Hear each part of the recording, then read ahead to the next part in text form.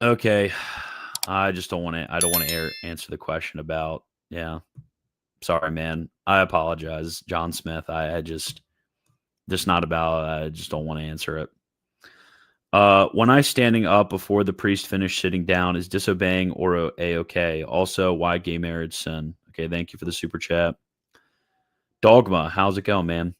What are your thoughts on Cardinal Serapondo's double justice theory not being formally condemned to Trent and the DTC saying his positions were not heterodox?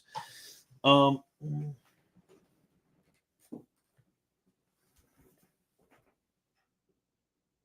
yeah, my kids drew all over this book.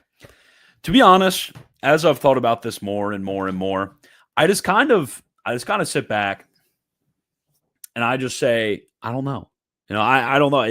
It's I've seen good arguments for both sides. I think they're very historically complex arguments, and I just at this point I just kind of don't know. I think that there's historical circumstances that lean towards the fact that it wasn't. I think the text of the council kind of leans towards it being. So I honestly, I could be convinced either way.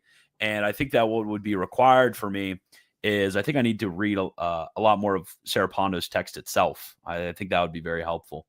So yeah, I'm just kind of at the point where I don't know, but also I'm also at the point where it kind of just doesn't matter to me. It doesn't really matter to me because really what I'm concerned about is, okay, here are what the theses mean to indicate.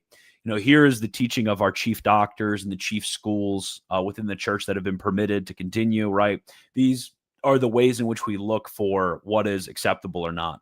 So you kind of just have to ask the person, like the person who's trying to espouse these views, like, okay, well, do you agree with this thesis, this thesis, this thesis, and this thesis on these terms? And that seems like to be the more important question for me, rather than trying to infinitely lawyer over a past figure who may or may not have been excluded, but definitely wasn't excluded by name.